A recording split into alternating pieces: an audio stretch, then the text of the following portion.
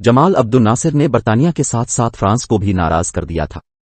وہ فرانس کے زیر قبضہ الجزائر میں باغیوں کو اسلحہ بھی فراہم کر رہا تھا، یعنی وہ فرانس کی نوآبادیاتی طاقت کو ختم کرنے کی کوشش کر رہے تھے۔ اس کی وجہ سے فرانس بھی اس کا دشمن بن گیا اور اس کا تختہ الٹنے لگا۔ اب اسرائیل کے علاوہ 2 اور ممالک تھے جو مصر سے ناراض تھے۔ اس طرح اسرائیلی بین گوریون اور موشے دیان کو ضروری بین الاقوامی حمایت ملی۔ برطانیہ اور فرانس نے اسرائیل سے رابطہ کیا اور خفیہ طور پر مصر کے خلاف جنگ کی منصوبہ بندی شروع کر دی۔ امریکہ نہر سوئز کی نیشنلائزیشن پر بھی مصر سے ناراض تھا۔ اس کے باوجود امریکہ جمال ناصر کے خلاف فوری طور پر کوئی فوجی کارروائی نہیں چاہتا تھا، کیونکہ امریکی صدر ایزن ہاور کا خیال تھا کہ اگر مصر پر حملہ ہوا تو پوری عرب دنیا مدد کے لیے امریکہ کے دشمن سوویت روس کی طرف دیکھے گی اور اس کے کیمپ میں شامل ہو جائے گی۔ امریکہ کے اس بحران سے دور رہنے کی ایک وجہ یہ بھی تھی کہ نومبر 1956 میں صدارتی انتخابات ہونے والے تھے۔ صدر ایزن ہاور دوبارہ انتخابات کی مہم چلا رہے تھے اور وہ ایسی جنگ نہیں چاہتے تھے جس سے ان کے ووٹروں پر منفی اثر پڑے۔ برطانوی اور فرانسیسی وزرائے اعظم نے امریکی وزیر خارجہ جان فوسٹر کو بتایا کہ جمال عبد الناصر کے اقدامات ہٹلر جیسے تھے، لہذا انہیں پہلی جنگ عظیم سے پہلے ہٹلر کو دیے گئے مصری صدر کے حوالے سے کوتاہی سے گریز کرنا چاہیے۔ اس کے جواب میں جان فوسٹر کا کہنا تھا کہ اس معاملے میں طاقت ہی آخری راستہ ہوگی۔ جان فوسٹر کے الفاظ نے برطانیہ اور فرانس کو یہ یقین دلایا کہ امریکہ جنگ میں ان کی حمایت کرنے کی بات کر رہا ہے۔ تاہم امریکی وزیر خارجہ نے جو کہا وہ یہ تھا کہ وہ طاقت کا استعمال کرنے سے پہلے ان کے ساتھ بات چیت کریں گے۔ چنانچہ برطانیہ اور فرانس نے اس تاثر پر اسرائیل کو فوجی کارروائی کا اشارہ دیا۔ 22 سے 24 اکتوبر تک 3 ریاستوں کے نمائندوں نے سیورس، فرانس میں ملاقات کی۔ یہاں سیورس پروٹوکول کے نام سے ایک خفیہ معاہدہ کیا گیا تھا۔ اس بات پر اتفاق کیا گیا کہ اسرائیلی فوج صحرائے سینا اور غزہ پر حملہ کرے گی، لیکن برطانیہ اور فرانس فوری طور پر اس جنگ میں حصہ نہیں لیں گے اور غیر جانبدار ہونے کا دکھاوا کریں گے۔ اس کے بعد وہ مصر اور اسرائیل دونوں کو الٹیمیٹم دیں گے کہ وہ 12 گھنٹوں میں نہر سوئز کے دونوں جانب سے 10 میل کی دوری پر اپنی افواج واپس بلا لیں۔ تینوں ممالک جانتے تھے کہ مصر اس الٹیمیٹم کو قبول کرنے سے انکار کر دے گا۔ چونکہ صحرائے سینا مصر کا حصہ ہے، اس لیے وہ اسے خالی کرنے پر راضی نہیں ہوگا۔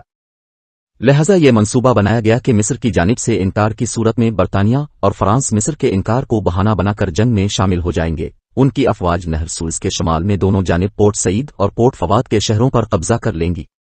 پھر نہر کے کنارے آگے بڑھتے ہوئے وہ پوری نہر کا کنٹرول حاصل کر لیتے ہیں۔ نہر سوئز میں اپنی پوزیشن مستحکم کرنے کے بعد اتحادی افواج قاہرہ پر حملہ کریں گی اور جمال عبد الناصر کا تختہ الٹ دیں گی۔ تینوں ممالک نے یہ منصوبہ بنایا اور اسے امریکہ سے خفیہ رکھا۔ برطانیہ نے قبرص اور مالٹا میں اپنے 2 فضائی اڈوں کو اس جنگ کے لیے الرٹ کر دیا تھا۔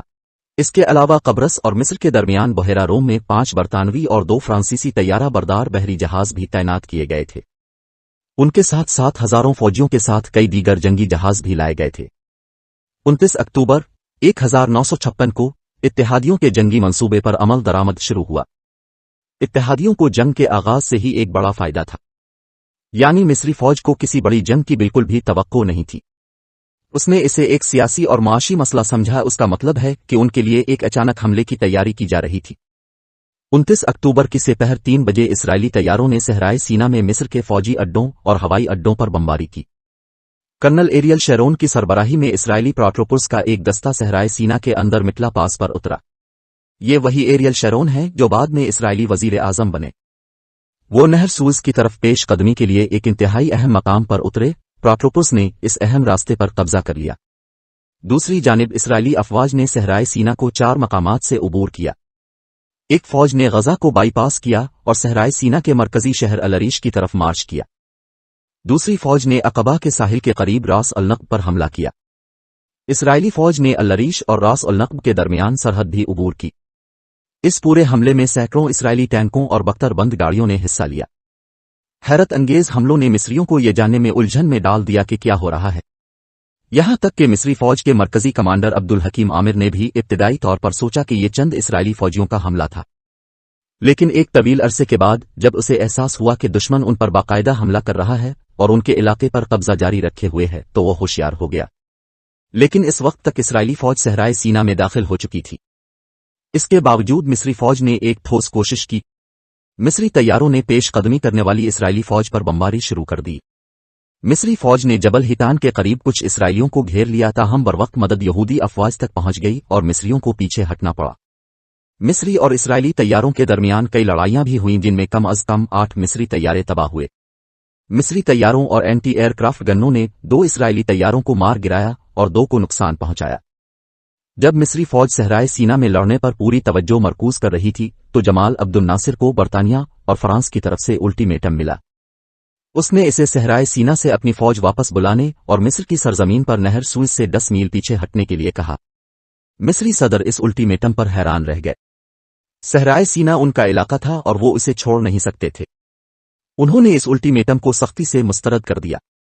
اب جانتے ہیں کہ یہ اتحادیوں کا منصوبہ تھا، لہذا انہوں نے مشن کا دوسرا مرحلہ شروع کیا۔